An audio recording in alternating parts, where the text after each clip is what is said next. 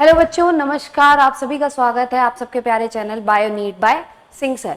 तो बेटा ये हमारे आकलन टेस्ट 43 का रिजल्ट है और ये हम लोग स्टेट टॉपर्स की बात कर रहे हैं। यहाँ पे दिव्यांशी सिंह उत्तर प्रदेश, आदर्श राज बिहार, अकीलन तमिलनाडु, अर्जुन सिंह वेस्ट बंगाल, वरुण गुप्ता दिल्ली, ज्ञान प्रकाश उत्तराखंड, ज्ञान अमन वर्मा त्रिपुरा, रुद्र त्रिपाठी राजस्थान, आशीष गुप्ता तेलंगाना, शिवम कटियार सिक्किम, हिमांशु वर्मा मिजोरम, संदीप मणिपुर, रजत वर्मा गुजरात, श्रेयांशी मौर्य छत्तीसगढ़, शिवांश राजपूत पंजाब, खुशी शर्मा मध्य प्रदेश, अर्पिता मिश्रा उड़ीसा एंड हुमा खान महाराष्ट्र। इसी के साथ साथ बेटा टॉप 10 की बात कर लेते हैं। तो टॉप 10 में हमारे पास है दिव्यांशी सिंह, हेमंत राज, रुचि राणा, गौरव, आदर्श राज, अंजलि सिंह, अर्नब पटेल, अकीलन, पलक यादव एंड वरुण गुप्ता।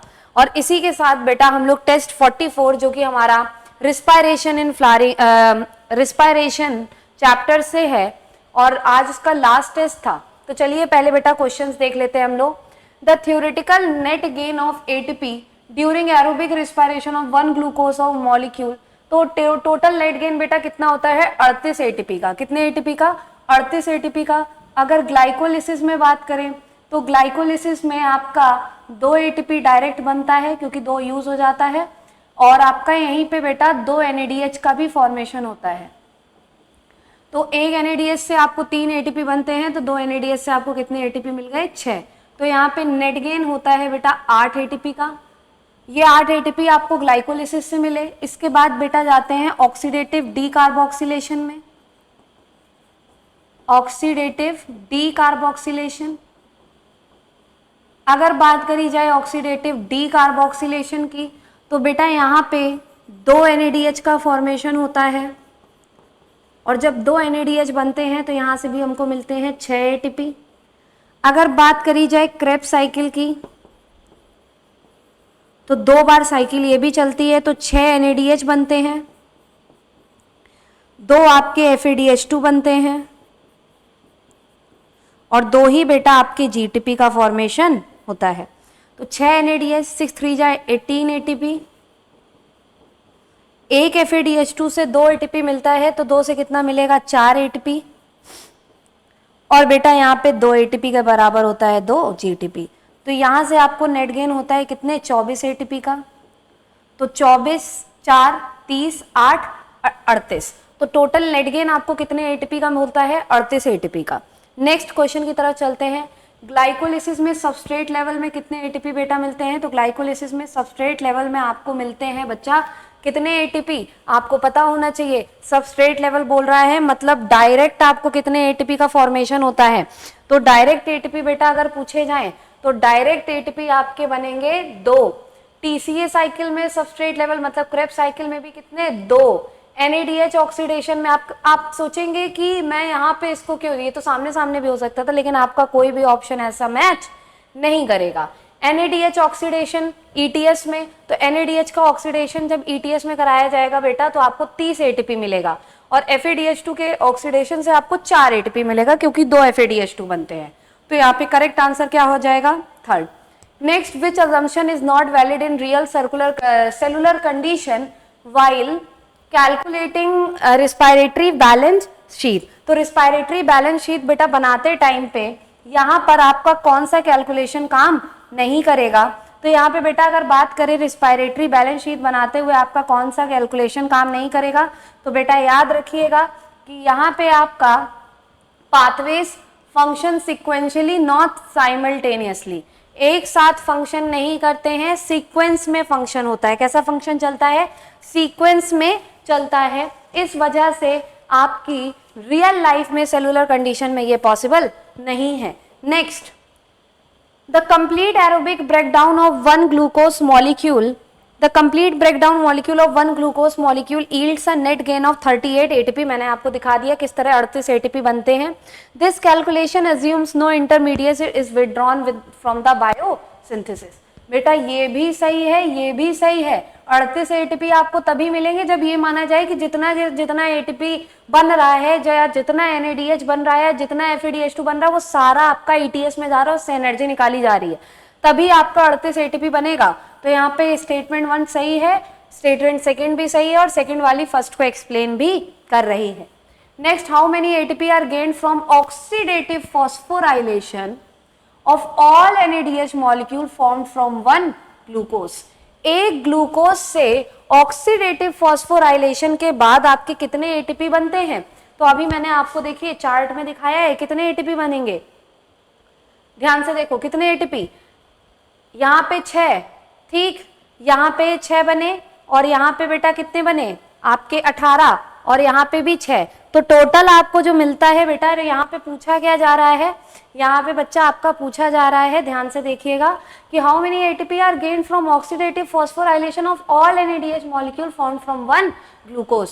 तो बेटा फॉर्म फ्रॉम वन ग्लूकोज, एक ग्लूकोज मॉलिक्यूल से कितना बनेगा, तो यहाँ पे आपका नेट गेन होता है कितने, 30 का। नेक्स्ट क्वेश्चन की तरफ चलते हैं। कार्बोहाइड्रेट का RQ कितना होता है, 1, प्रोटीन का कितना होता है 0.9, फैट का 0.7, ऑर्गेनिक एसिड का मोर देन 1। तो यहाँ पे A का क्या हो जाएगा 4th, B का क्या हो जाएगा 1st, C का 2nd, D का 3rd। तो correct answer will B 1st। Next, in the respiratory balance sheet the FADH contribution in the ATP yield. तो क्रेब्स साइकिल की अगर बात करी जाए तो क्रेब्स साइकिल में एक साइकिल में एक FADH बनता है, तो 2 साइकिल में 2 FADH2 का फॉर्मेशन होता है, जो हमको 4 ATP जब ETS में जाएंगे तब देंगे। तो आंसर क्या हो जाएगा B।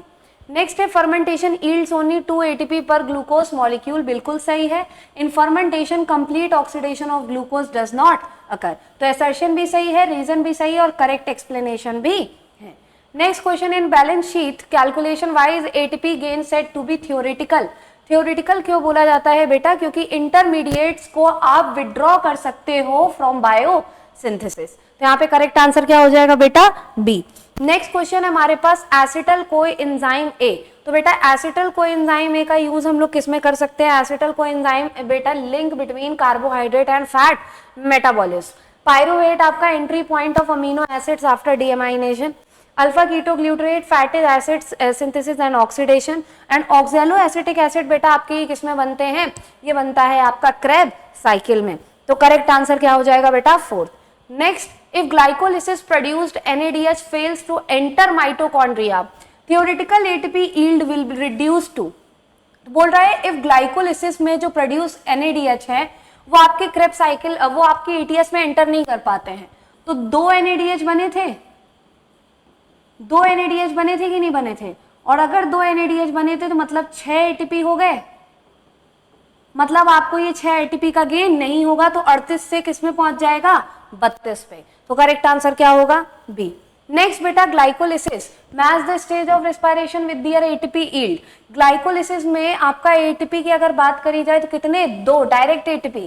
TCA साइकिल में भी डायरेक्ट ATP 2। NADH में बेटा ऑक्सीडेशन कराओगे ETS में तो कितना ATP, 30। FADH को ऑक्सीडेशन कराओगे 4। तो यहाँ पे कितना हो गया, 1st, 2nd, 3rd and 4th। तो answer will be B. 12th का करेक्ट आंसर क्या हो जाएगा बेटा, 12th का करेक्ट आंसर हो जाएगा आपका बी। नेक्स्ट क्वेश्चन की तरफ चलते हैं बेटा, और नेक्स्ट क्वेश्चन हमसे बोल रहा है कि which of the following is the major reason why actual ATP yield is less than 38। बेटा एक्चुअल ATP जो यील्ड होता है ना वो 38 से कम होता है। क्यों? ATP कुछ बेटा माइटोकॉन्ड्रिया से बाहर भी निकल जाते हैं। Some protons leak across the membrane, बिल्कुल सही बात है। Some energy is used for the transport processes, ये भी बिल्कुल सही है। तो करेक्ट आंसर क्या हो जाएगा बेटा, डी। ये थ्योरेटिकल वैल्यू है कि आपको 38 ATP का फायदा होता है, लेकिन असल लाइफ में 38 ATP का फायदा नहीं होता है। नेक्स्ट क्वेश्चन है बेटा हमारे पास, glycolysis number of NADH form per glucose molecule. तो ग्लाइकोलिसिस में कितने NADH बनते हैं बेटा? ग्लाइकोलिसिस में बनते हैं आपके 2। पायरुवेट ऑक्सीडेशन में भी कितने बनते हैं, 2। क्रेब साइकिल में कितने बनते हैं, 6। और टोटल में कितने बनते हैं, 10। तो ए का क्या हो जाएगा, 2nd, बी का 3rd, सी का 1st, डी का 4th। तो correct answer will be B. Next question है बेटा हमारे पास, respiration is considered amphibolic because it includes both anabolism and catabolism. Next, acetyl coenzyme is central molecule in metabolism, सही है। It participates in both fatty acid synthesis and degradation, ये भी बिल्कुल सही है। तो दोनों स्टेटमेंट क्या है, बिल्कुल सही है। Which intermediate links protein metabolism with respiration. बोल रहा है प्रोटीन मेटाबॉलिज्म कौन सा इंटरमीडिएट है जो प्रोटीन मेटाबॉलिज्म को जोड़ता है, किसके साथ? प्रोटीन मेटाबॉलिज्म को जोड़ता है बेटा आपके which intermediate link protein metabolism with respiration. तो बेटा प्रोटीन जो होता है ना, मतलब अमीनो एसिड या प्रोटीन का सिंथेसिस कहीं से भी हो सकता है, पायरुविक एसिड से भी हो सकता है, वो लिंक रिएक्शन से भी जा सकता है, और वो क्रेब्स साइकिल से भी जा सकता है। तो यहाँ पे तीनों ही ऑप्शन क्या होंगे, बिल्कुल सही होंगे। Next glycolysis. ग्लाइकोलिसिस बेटा कहाँ होता है, साइटोप्लाज्म में होता है, तो ए का क्या हो जाएगा, सेकंड। बी का क्या हो जाएगा, टीसीए कहाँ चलता है, माइटोकॉन्ड्रियल मैट्रिक्स, थर्ड।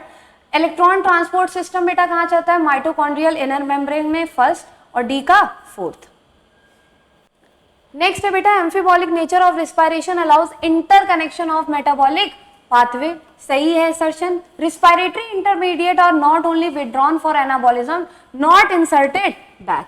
बोल रहा है कि जो मेटाबॉलिज्म के लिए बेटा बाहर निकाल लिए जाते हैं उनको बाद में इंसर्ट नहीं कराया जाता है, ऐसा कुछ भी नहीं है। आप किसी को भी निकाल सकते हो और किसी को भी वापस वहां पे डाल सकते हो, रिवर्स रिएक्शन भी जा सकती है। तो आंसर क्या हो जाएगा, असर्शन तो सही है लेकिन रीजन क्या है, गलत। नेक्स्ट है which respiratory intermediate directly connects glycerol metabolism to glycolysis. तो आंसर क्या हो जाएगा बेटा, PGAL। तो यहाँ पे थे आपके 20 क्वेश्चंस जो हमने पूरी तरीके से डिस्कस कर लिया। आई होप आपको रिस्पायरेशन के क्वेश्चंस अच्छे लगे होंगे। तो all the best for your next आकलन paper. Thank you so much. जय हिंद।